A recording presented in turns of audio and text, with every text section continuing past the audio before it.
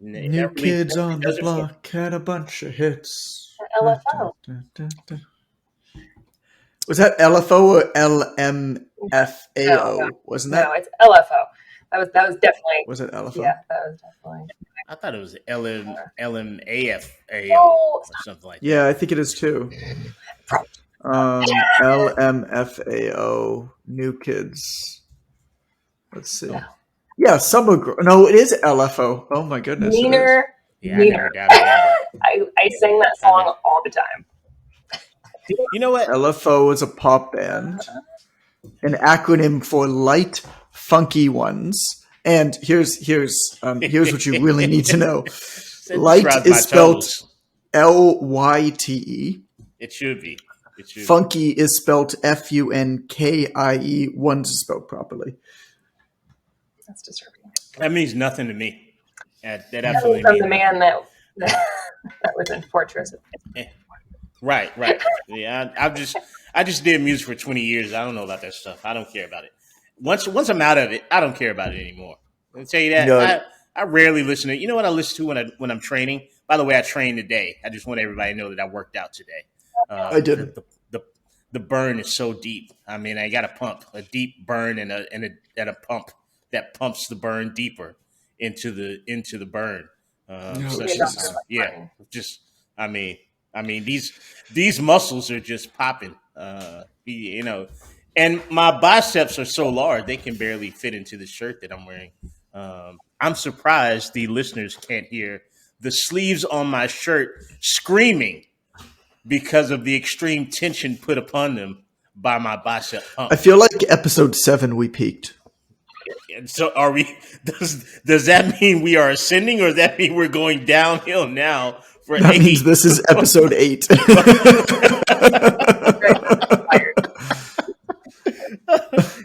You're not supposed to announce the peak when it's behind you, Jonathan.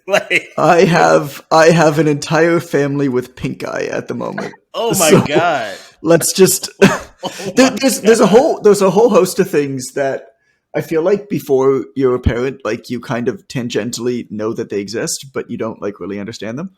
Right. And pink eye is one of those. Like I don't know any adult that's ever gotten pink eye unless they have kids. And then this is true. Once a kid has it, like every single kid has it at school, right? Right. And then they give it to everybody else. So like Jaden had it and then it like went away. And then Calvin, like, I guess got it from school and brought it back. And now Jaden has it again. And now Allison has it again. And I don't get sick. So like, I don't get anything. And so, cause I ate my vegetables when I was young, obviously.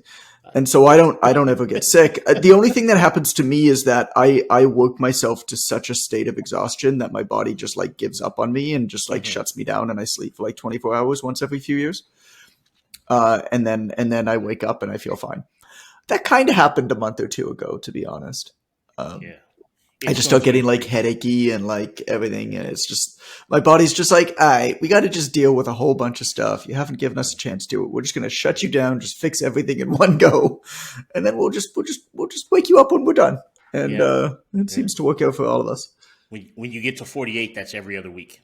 Every other week of your life will be like that. And that's because you're in good condition. You work out like I do, obviously. Right. The pump is so deep for me today. But because you work out, you get every other week. If you didn't work out religiously, you'd just be sick every week. My friends are just sick every week. Who do you think wrote that song, the LFO song? Like, because they talk about how Chinese food makes them sick, but I wonder whether it actually does or not. You know, like. So who wrote it? That's what I'm wondering. Like, do you think that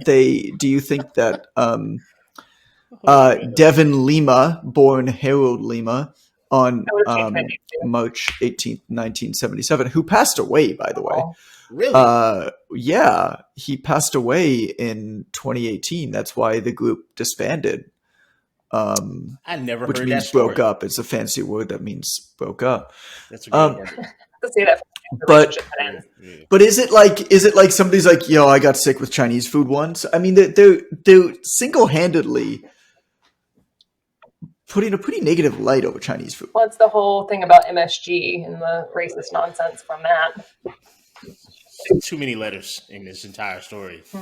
Yeah. Okay. LMAFO and MSG on Madison Square Okay. Garden, right? What's this dude I know her? Let's start with one. Let's get Let into me. this. So we had this for those that have listened to more than two of these podcasts. We haven't because none of us R.I.P. here have ever heard one. There is yet unpublished. But for those that listen to more than one, I'm a 54-year-old MILF. I'm right? not too old to show off my body is the So headline of this article it's the that New York you Post linked. again. God, you gotta stop going on the New I'm not York going on Post. there. This Why is the are we thing, John. when? They're coming after me, Jonathan. At this point, every time I get out, they keep pulling me back in. I don't have anything to All do right, with all this right, all right. publication. Dude, this is so crazy because this woman in these MILF pictures is my Yeah. client. This lady's my client. She sends me this. She says, I never had an interview with the New York Post. They have literally never contacted me about anything. They don't even have my name in this article. They have my Instagram, my TikTok handle. She said, but I've never spoken to these people. She does a video yesterday or the day before on the Instagram. And she's just talking about how this whole article is a setup for like clickbait and like woman bashing because the way they've written this article, she's very saucy in her opinion, but it's Mm-hmm. the only quotes they have are captions from a TikTok or two that she's posted. Okay. She actually didn't have a I conversation. have a more important question. Her TikTok handle is Miss Twiggy 1111, Mhm. which makes me wonder whether Miss Twiggy 111 was already taken. I think it's a birthday handle, John. I think it's Okay. 1111 is her birthday. Although I can't dispute the fact that 111 was already taken. I mean, that's a Think, good handle. I would think about want how sad 111 your life must be to like write these articles for the New York Post, right? Like about your entire job randomly. is going around social media, like basically finding people who you don't even contact You don't for know an them, don't article contact and them. like making all of these assumptions about them so that you can Right, get clicks. right. And you gotta like these writers who do this stuff have to pump out like 10 plus articles a day. It's crazy. Like it's just the volume is absolutely crazy. Think about like that's your job. Like you went to journalism school or something like that. And it's like, oh, what does our son do? Oh, they write for a newspaper. No, no, no, they don't. No, they don't. They write No. fan fiction. You know what I hate? I hate fan fiction. Are you guys familiar with fan fiction? Because this is sort of like what this is. My father-in-law writes fan fiction. Does he? Oh, okay. Well, he won't hear this, so There's no no chance. danger, No no chance. danger in offending him. He never listened to this crap. Hmm. So for the listeners out there, fan fiction is where you take something that's created that you like, and then you write your version of it. That's Okay. about it. And people do this. Now, does your father-in-law, does he do this professionally? I mean, is he a hobbyist of fan He does fiction, or it is he behind like closed doors. I mean, I don't really know. okay, He doesn't share any of it, and we don't okay, ask questions. He does. He's in all these like communities and stuff like that. Well, there's different genres of fan fiction, right? right, And a right? lot of fan fiction is like I don't know whether this is what he does or not, but a lot of fan fiction is like weird sexual shit. It's seedy. Yeah, it's a little Yeah, seedy. it's like oh, how can I take this character and like give her a third boob and like do like Yes, this alien sex party that's thing with exactly what this like happens. character from this book. And so I'm not saying that's what he does. I don't know, but like we don't Just don't ask know. questions because we're kind of scared if that is, you know. Just don't It's like answers it's that like you there are don't want. certain things that you're just like, no, you have your thing. That's cool. Yes, That's cool. it's Like like asking your parents, "Tell me about the night I was conceived." Right? Nobody wants to know that. It's a question you just don't ask. yeah, Well, your father was so gentle that night. No thanks, mom. it's Thanks but like no it's like thanks. asking your son or daughter, Andrew Court, Mr. Andrew Court, who wrote this article about the 54-year-old MILF Miss Twiggy 1111. Now, not to be confused with Miss Twiggy 111 or Miss Twiggy 11 or Miss Twiggy 1. Miss Twiggy 1111. Andrew Court, who wrote this article, it's like when his parents, Mr. and Mrs. Court, right, when they're at a dinner party and they ask And their friends asked them like, "Oh, what's your son doing now? You know, he was in journalism school. It was great. He was writing for the school newspaper and everything like that." They're like, "Oh, he's I think he has a job on the internet." Like they're just like they just don't get into it. Internet job. You know Oh, what they? does he write stuff on the internet? Oh, let's Google him. No, don't. No, Don't. no, don't. Oh no, we'll just his name is Andrew, right? Yeah, Andrew. Okay, Andrew quote recent article. And like 4 Twiggies. 54-year-old MILF, New York Post. Four Is he dating this woman? Up. No, he doesn't know her. Has he spoken to this woman? No, he's never spoken to Not her. at all. Not at all. How did he find this woman? Oh, he searches TikTok all day to try to get clicks for the New York Post. You might be a subscriber. I see that there's a subscription option for Miss Twiggy. So you never know. Yeah, there's a subscription At option. the bottom of the article, you get the girlfriend experience for $4.99 a month. Does she? Oh, nice. Oh shit. Does she? Nice. Well, that's good. Is she on OnlyFans? Right? I believe that she is, Jonathan. I believe that. Yeah. Okay. So that's a thing. So that's one of the things. One of the things that did you know that? So here's an interesting. Like, isn't there a thing for like trainers, like a OnlyFans or some? There's something like that for like fitness. Well, OnlyFans. So OnlyFans. I mean, they reached out to me. Because there was a point in time. I'm not even going to chase that rabbit down the hole, Jonathan, because this is legitimate. There was a point in time where OnlyFans was not so closely associated with sex workers. There was lots of other. So things. they started out being basically like stuff that's too racy for social media. We'll make a social media that you subscribe to, and people can show their boobs and like nipples, right? And because the nipple is the part that you can't show on the rest of the internet. You can show the whole boob, like the entirety of the boob, like the under boob, like the side boob, like the left, like the right boob, the up boob, like all the boob. The entire boob. The minute that there's a nipple, you're like, nah, that's too far. It's too much. We saw the whole boob. Got to put a happy face on that. It's just not something that I'm okay with. Yeah. So if you want to see the nipple, you got to pay. $5.99. Miss Twiggy 1111. Yeah. You got to pay her $10 a month or whatever it is. Extra value meal prices. Yeah, well, before extra value meals have skyrocketed. That's another subject. We need a whole podcast dedicated to extra value meals and how the price has skyrocketed at your favorite fast food fare. It's ridiculous. I'm sorry. I take Calvin out to McDonald's all the time, and it's amazing because it's McDonald's. It's ridiculous. But the prices are ridiculous. And then every time that I'm there, McDonald's is like, I own stock in McDonald's. I work in the fitness industry, and I will confidently say that I'm very happy to be owning stock in McDonald's. And I mean, I don't actually think it's as bad as a lot of people think. Obviously, you don't want to eat it every single day. But also, what they've done to generate business all day from all different demographics. Like, I'll be in McDonald's by like Allison's place or by our place here, by Allison's parents' place, and there will be young people. Right. There will be old people. Indeed. There will be people going in for a coffee. There will be folks with their families. There will be cool kids. There will be dorks. They've just, and there will be a McDonald's in a strip mall, and it will be full. No matter what time of day you get there, it will be full. People streaming in and out.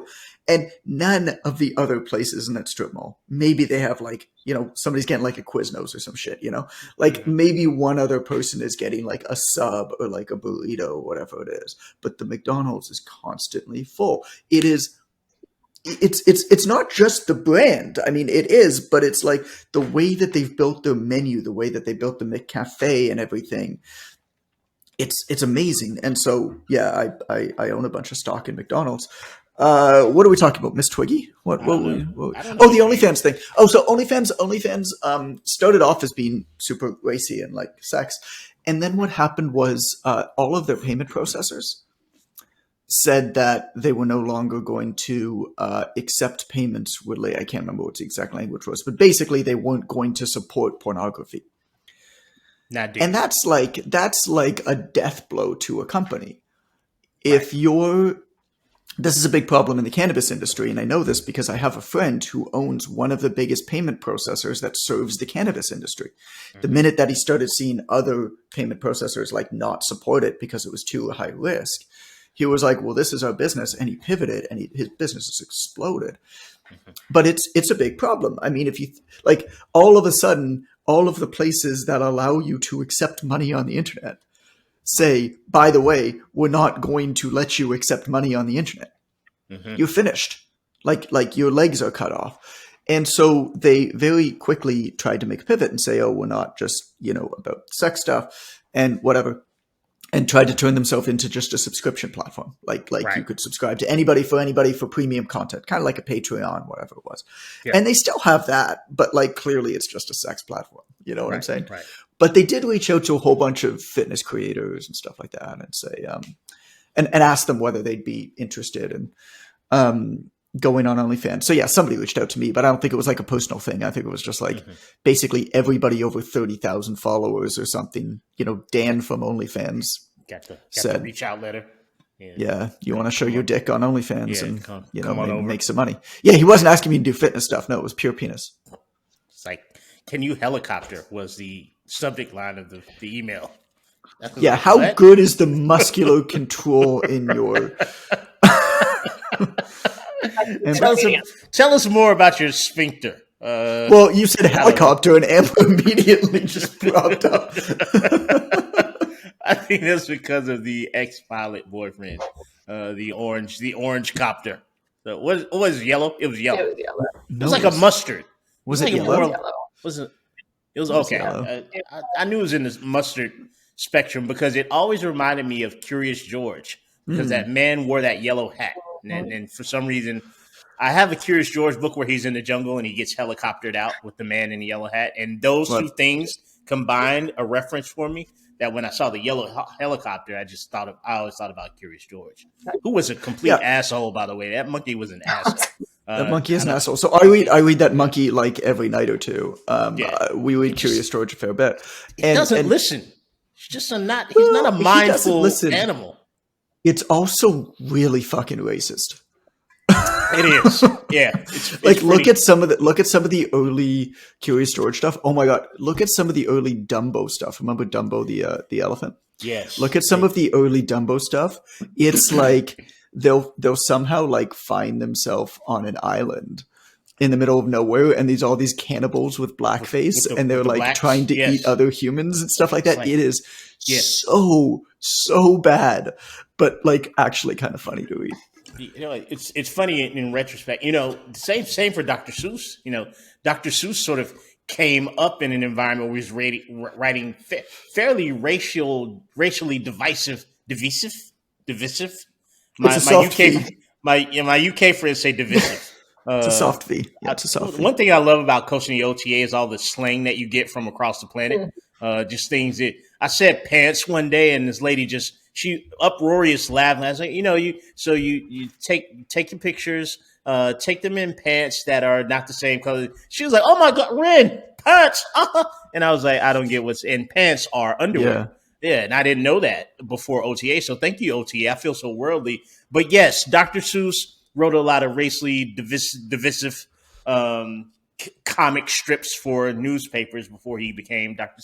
And when you're in the 80s and you're a brown kid, you don't notice it. Like Dukes of Hazzard was one of my favorite shows. There's a Confederate flag on the top of the car, for God's sakes. Like I didn't know what that stuff meant, man. I just love the fact that Bo and Luke got in and out of the car through the side windows. That was awesome to me.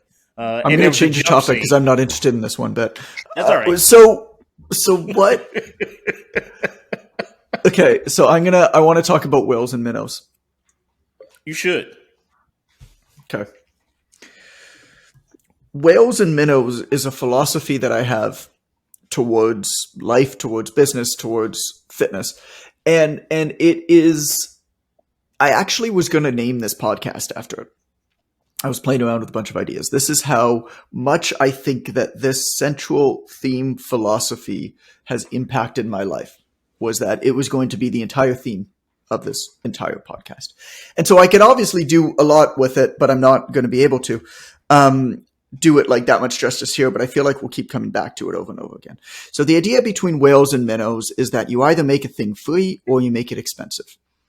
And anything in the middle is kind of a dead zone. Now, free and expensive could be something that you purchase or sell. It could also be a metaphor for your time. You either do the fucking thing or you don't do the thing. You either show up or you don't show up. And if you think about this philosophy towards everything that you do, it's actually a really powerful way to live your life. If you're going to a social life, you're going to a social event, whales and minnows, you either show up to that social event, you be your, when you're done at that social event, you go home. You don't like half-ass show up, like looking for the tiny little straw in your cup and why did I choose the little straw? You know what I'm saying? Amber's Right, but like Amber just doesn't show up to social events. That's my entire point. And it's, and so, but then with business, you get all of these people that are suffering often because they don't charge enough money or they're not confident to charge enough money, and perhaps justifiably so because they don't offer a good enough service to justify high prices or prices that would allow them to live any kind of a reasonable quality of life. Because they're not charging enough, so they don't have enough money to develop themselves or time or energy to be able to offer an exceptional service to a customer. And there's so many layers to this idea. But the general concept of whales and minnows is that you sell to the whales so that you can serve the minnows.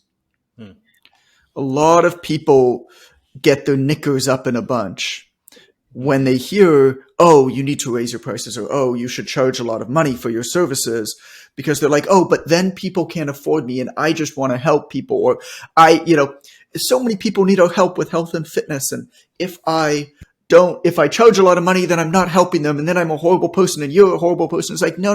Here's where you're fucking wrong with all of that. Okay. If you wanted to, I'll give you a metaphor. You guys may have heard me give this one before.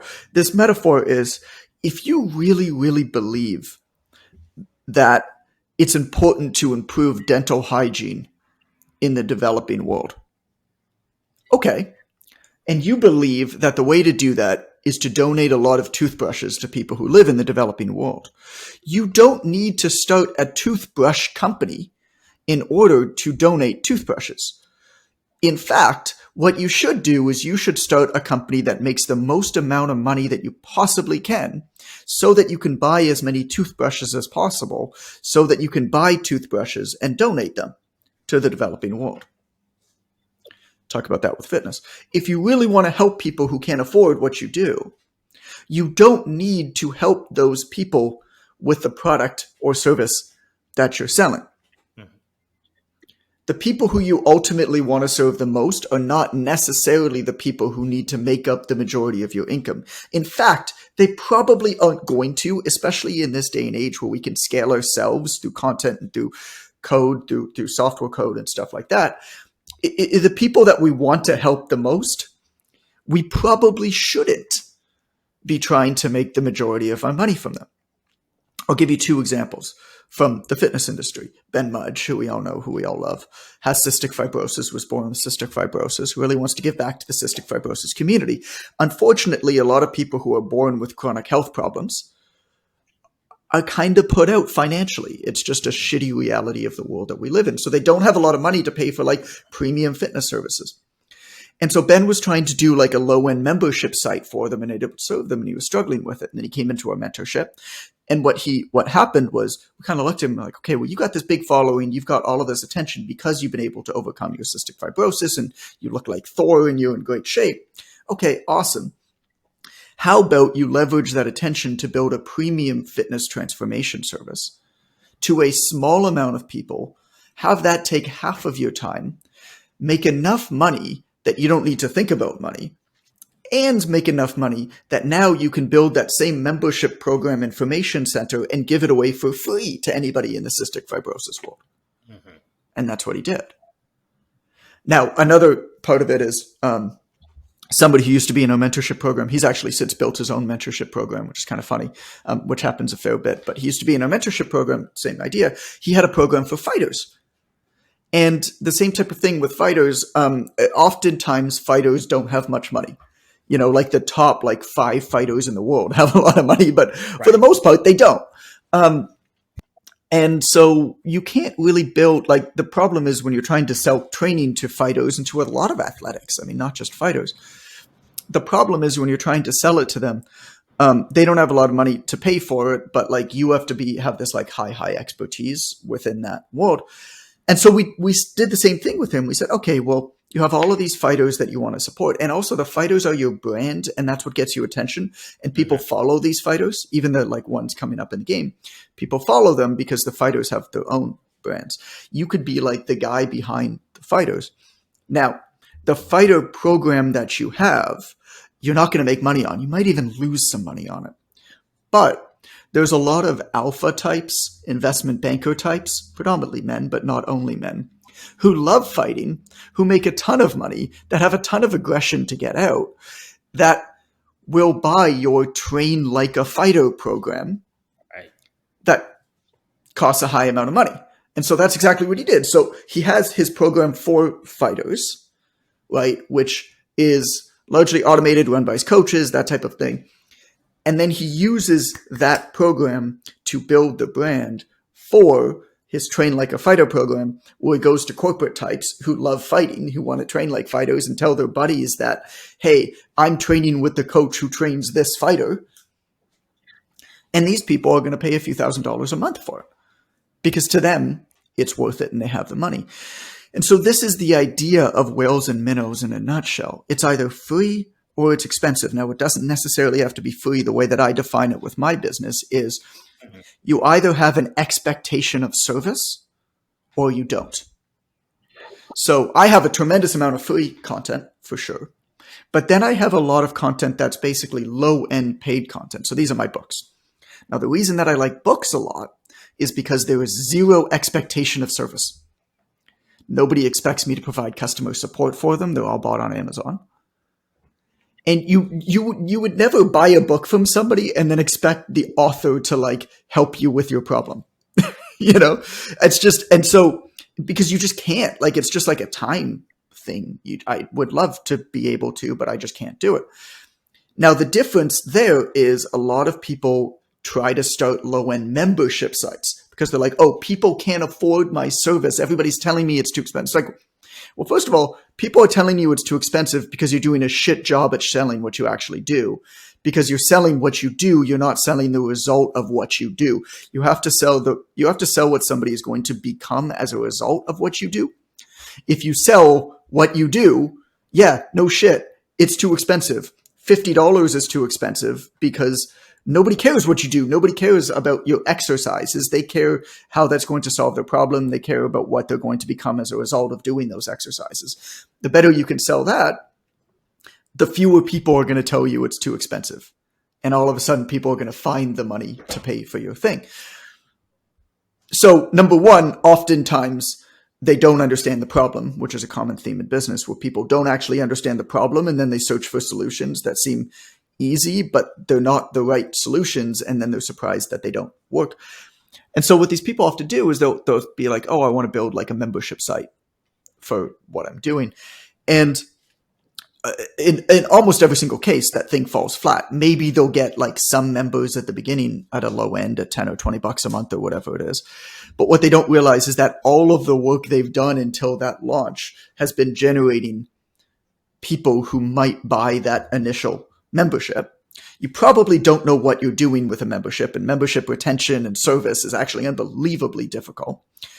Not to say it can't be done, but it's unbelievably difficult. And for context, I've had 3 membership sites, all of them 7-figure membership sites, and I've shut them all down because they just don't think that they provide enough value, and they're far too much work and far too much headache. And in every single case, there was a better way to operate. I fondly remember in order to serve people better. Society. That was good. Remember that? Professional Trainer Society was great. I mean, it was fun, but like at the end of the day, it was a content-based membership site. Yeah. And what it forced us to do, it forced us to hide our best content behind a paywall, which meant that we were not using our best content to build and grow our business. Mm-hmm. Which meant that we were using, by definition, our second and third and fourth tier content to build our business. So what do you think happened? Well, all of a sudden, lead generation started to dry up because now our best content was behind a paywall. And inevitably, when you have a paywall, I mean, people are going to be there, but people aren't going to stay members forever. If you do an exceptional job, people are going to stay members for 4 to 6 months on average. Most of the time, 2 or 3. Everybody joins a membership site with the intent that they're going to cancel after the first month.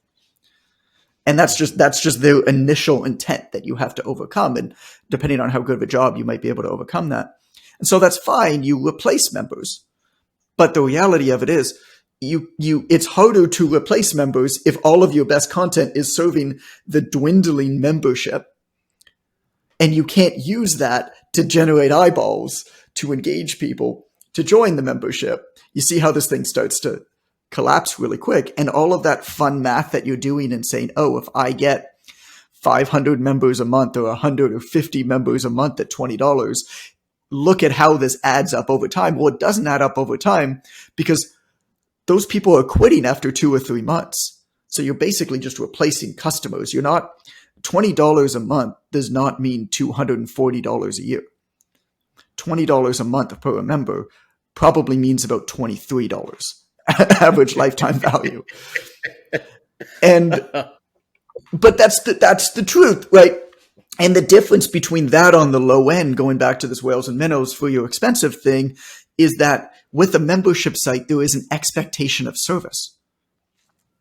And as a result, it'll break you down. With a book, there's not. And with a book, nobody gets mad if you use content from a book as content on your platform.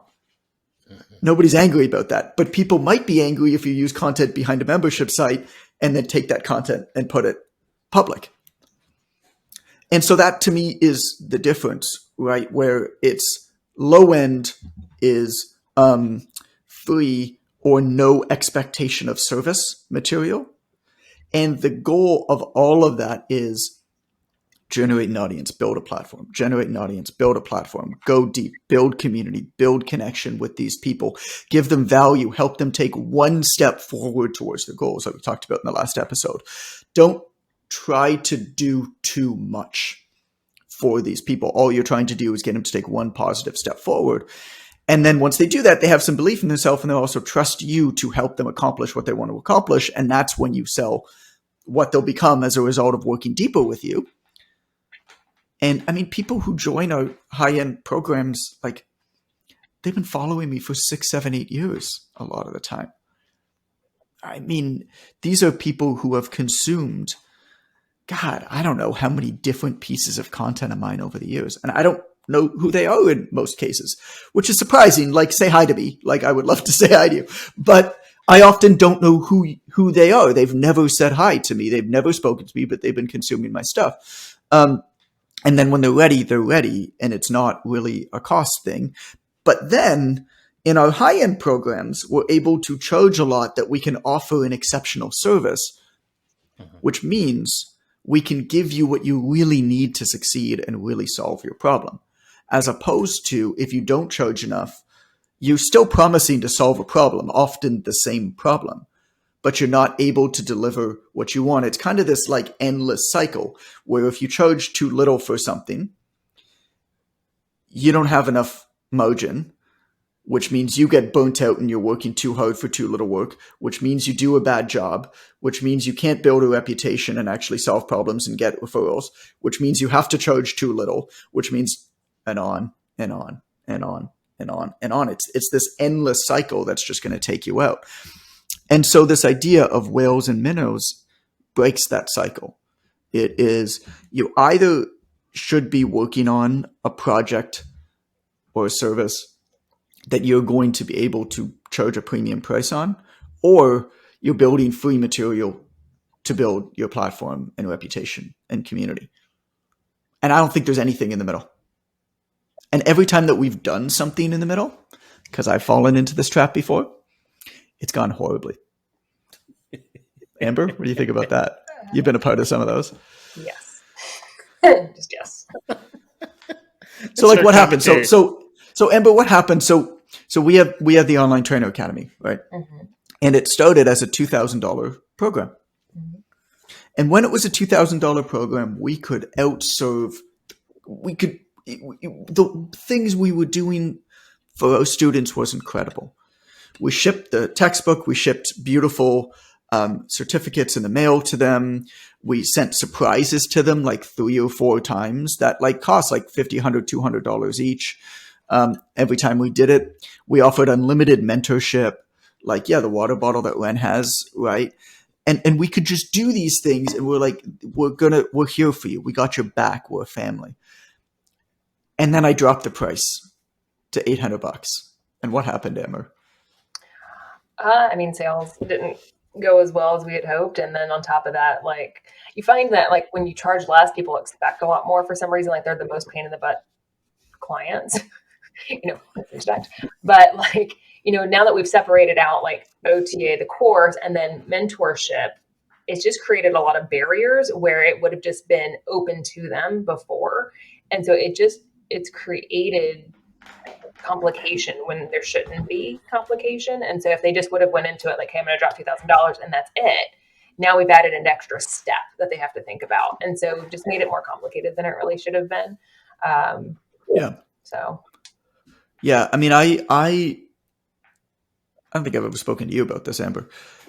I think that I made a few missteps with the Online Trainer Academy in terms of the pricing of it and the positioning of it over the last few years that were catastrophic to the business. And it's not anything to do with the product. The product is the same. The product is the same quality it's ever been. It's a phenomenal product.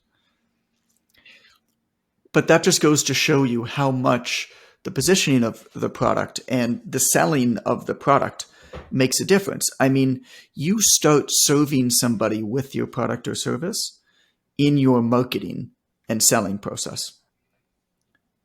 The service of what you do doesn't start after somebody buys. It starts the second you begin marketing to them.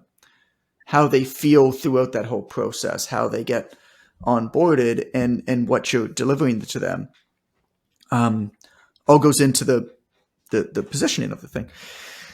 And I think we've largely reversed it, but I do think also that it kind of hit like a point of no return. I mean, the Online Trainer Academy, don't get me wrong, did things that very few online courses in any industry in the last decade have done. And I'm super, super proud of that. The amount of students, the amount of impact, the amount of money it generated, the things it allowed us to do content-wise, business-wise over the rest of our business. And the fact that like that course it started in 2013 in its initial iteration, which was called 1K Extra. Then it evolved into 2016. Courses online don't exist for 10 years often. And we kept updating it and iterating it and improving it as things evolved. But for the most part, with digital learning, when you put out a course, you maybe have 1 or 2 launches and then the thing's like pretty much dead. Like if you think about anything else you've ever seen, like how many courses are still around even a year or 2 after they've come out. And so what we did was really quite spectacular. But I do also think that there were some missteps, particularly when I dropped the price. Like I dropped the price to $800 and then split it up into 2 versions. So there was Essentials and Advantage, and Advantage had everything that the previous one did, but and it was all with good intention, right? It was all like, oh, it's COVID time. A lot of people are hurt. We want to be able to service people, and not everybody needs the extra mentorship and stuff like that as a part of it. And so what a great thing that we're able to do, that we're able to allow people this kind of a la carte. Hey, take what you need and you only pay for what you need. Shit doesn't work. Confused people don't buy in business. That's as simple as that. Confused people don't buy in business. The simpler, the more direct, the more targeted you make something, you are the expert when you provide a product or service. What you say is the best way for that person to become the type of person they want to be as the result of using your product is how everything needs to be aligned. There needs to be one path. It needs to be crystal clear. If it's not for you, it's not for you. The more pathways you offer, the worse it'll do. This is interesting commentary because when I get to talk to coaches through the online training academy, people launching their own businesses in the context of their sales process, Right. um, I like to really simplify it for them. And there's lots of different ways to enroll clients, right? What I most often do with coaches that are struggling is I teach them to buy, sell, buy, and keep their particular part of the selling as simple as Mm-hmm. possible. Because what I find is coaches over explain things that, number one, clients don't give a shit about, and number two, they don't understand at all. Like, Can I give you a number 3? yes, Nothing about you or your clients is unique or different. right. You think it is? It's not. But my clients like it this way. No, they don't. They don't. They don't. No, they don't. Your situation is not different. You're not special. You're just too close to it. And you're overthinking it. With love. It's it. You're not this unique little like unicorn that for some reason is different than everybody else who has ever sold this thing for the last 20 years. Your clients are not unique and different. Nice. You're too fuzzy. I can't really make out what that is. What is that, a crown? Okay, we got visual props going on in the podcast. Amber, what is that? It's my pineapple crown. Oh, okay. Well, that's a thing. Are you the pineapple queen? Does it go on pizza? Yes, just to be obnoxious. Okay, so that's my number 3. So that's my number 3. That's a good number 3, John. You're probably sitting this. You say, "Oh, but for me, it's like this," or "My clients like it like that." They like it like that because nobody has been strong enough as an expert to say, "No, this is what works." Right. And 100%. you have to build constraints. And people might fight you on those constraints. And if you are confident in what you do, you will push the fuck back.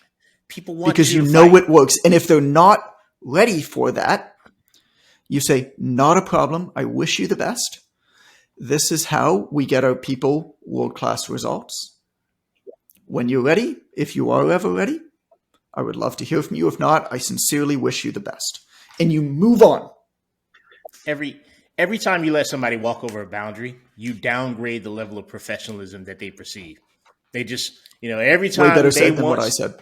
Yes, yeah. I like to sum it up in a cool way, Jonathan. But I mean, you said stuff too. It was good stuff. But professionals have a process, and we know that subconsciously.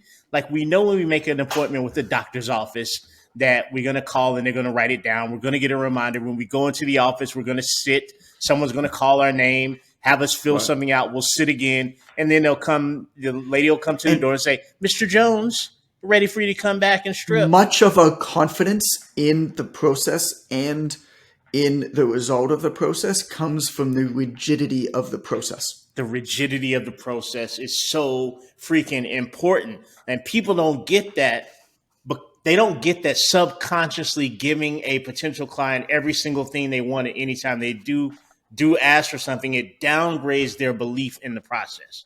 Right. Mm-hmm. And it's hard to understand if you're a really nice person. It's easy for John. He's not that nice. But for the rest of us in humanity that are really nice. I'm not that nice. I think it's a sign of empathy. Well, I think it's very much a sign of empathy. Potato. I think you're a bit of a dictator. If you say, "I sincerely want to help you, and I have all of this experience with this thing," think about what we built with Quick Coach. Quick Coach is defined by the constraints that are built into it. It's defined by what it doesn't do, not by what it does. Right. The reason why other software platforms, by and large, are cumbersome and erring on impossible to use, if not just way too complex that it's silly, is because they listened to what everybody asked for and they tried to do it all. This is true. Whereas we went into it and we said, "We've watched what all of you guys have done for 10 years. I advised almost all of you. I was in talks to buy 2 of you over the years. I know this. I've helped tens of thousands of people use your platforms. I know exactly what matters. I know exactly what doesn't matter. somebody on Reddit asked me today. He said, it would be really nice if Quick Coach had a way to automatically calculate percentage of 1RMs.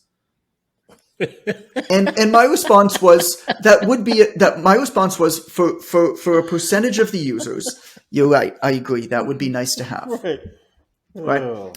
The complexity that would add into the tool for the amount of people that would use it, and also the people who would actually use it, is just a tiny percentage of people, but the people who would use it already know how to calculate 1RMs. You're only going to do it for 1 or 2 exercises per workout anyway, if even that. And it takes 2 seconds to do it for free using Excel or an online calculator.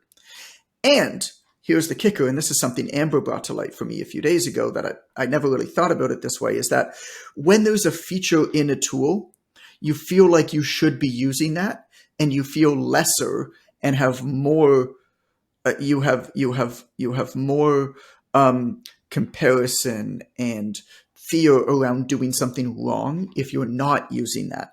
So in including more stuff in Quick Coach like that, people see it and now don't know how to do anything because there's just so much stuff to do. B, they feel like they should be using it. And if they're not using it or don't know how to use it, they feel like they're not doing a good job. Mm-hmm. What you do has to be defined by what you don't do. You have to build that rigidity. You have to build those constraints within the thing because you're an expert. And some people are not going to fit. If you really want to calculate percentage 1RMs and do a powerlifting program for your champion level powerlifters, don't use Quick Coach. Like, it's as simple as that. I mean, that's fine. It's not for you. It's for the 95% of personal trainers who never work with more than 30 or 40 clients at a time, right, who the majority of their clients are general population in person or in the gym. That's who it's for. May I make a confession? I need to confess to something. What's that? Number one, there's not 1, 2, or 3, just a total confession. So I joined a group a long time ago, probably, well, not a long time, maybe a year and a half, 2 years ago, about one of the platforms. And the group is led by one of our ex-coaches. I won't mention any names. About how to best utilize all the new features of the training program. Yeah, I know exactly what you're talking about. Yeah, right. So, and I had to leave the group. He's great. He's awesome. It's great, but I had to leave the group because every fucking 5 minutes there was a new feature being explained. And I was like, dude, I'm putting in like squats, push-ups, right, 3x10. Like, I don't know. I don't need the habit section and the, nutritional connection to the Garmin section. Like, it's just too much. There was in our research, we did a ton of research and interviews and stuff like that of people and people who are happy using other tools. Well, no, not the porn. Oh, okay. Well, I don't want to listen anymore. People who are happy using the other tools. I'm going to tell you anyway, because you're on my podcast and I'm paying you to be here. All right. And so I got 3 more minutes of your time. You don't have a damn choice in what we do for those 3 minutes. Tell your little story, Jonathan. El Dictador. And so he used one of the other tools, and it was interesting because he was like, here's the most messed up thing. I needed to do this really simple thing in this tool, and I could not figure out how to do it. So I hacked together this really complicated way of doing it. And then a month into using the tool, I figured out that there was actually a button to do it, but I never saw that button. And I counted on the home page of this tool, there were 137 individual actions that you could potentially take. Now, a lot of them were the same thing, right? We have 3, right? And one of them isn't even active yet.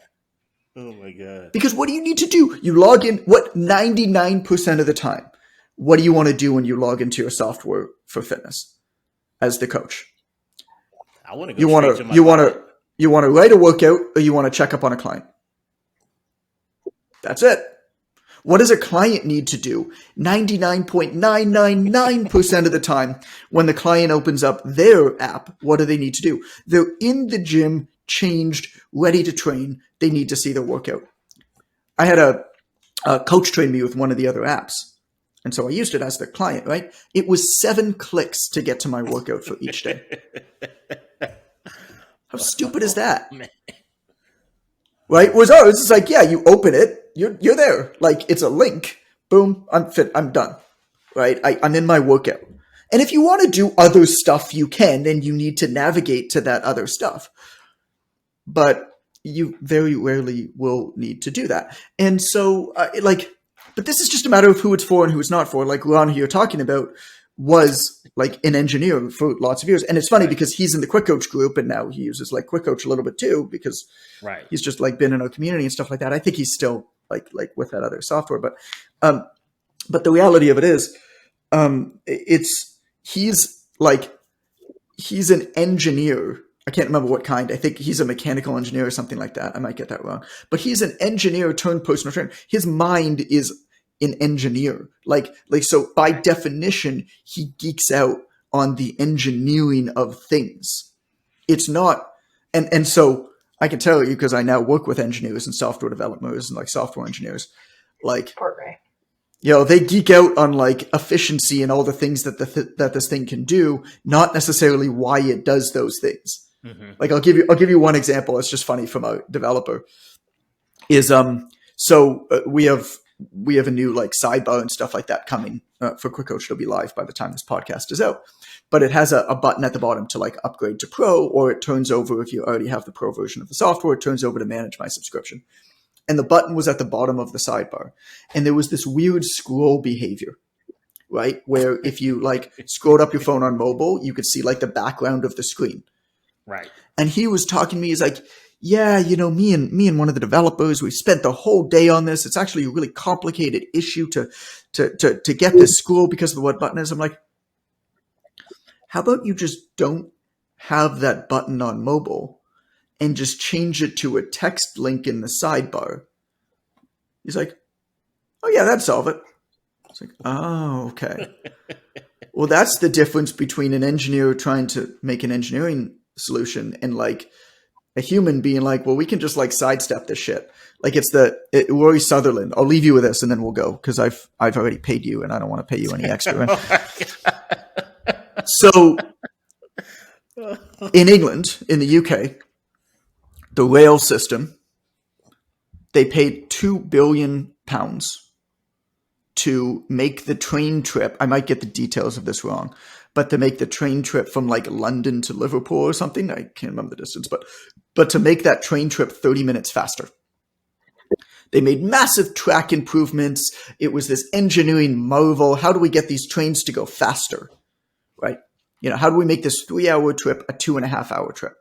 And I don't remember the exact trip, so that's why it might not be London to Liverpool, because I don't know how far that is. But how do we make these trains go faster? Okay, well, engineers are going to try to make the trains go faster. Engineers are going to try to make a 3-hour trip a 2.5-hour trip by improving the efficiency of the rail lines and the engineering and all that kind of stuff. A psychologist is going to say, people don't actually give a shit how fast the trip is, if they enjoy the trip. Mm-hmm. And so Roy Sutherland came into it as a behavioral psychologist and an advertising guy, and he's one of my heroes. And he says, well, here's a thought experiment. For a few £1 million, I could hire all of the UK's top models and have them walk up and down the aisle and deliver champagne to every single one of the passengers and install free Wi-Fi and tables on all the trains, and people would ask for the trains to go slower. That's the difference between an engineering solution and a human solution. And the key, if you're building whatever you're building, is to find the balance between the two. Podcast done.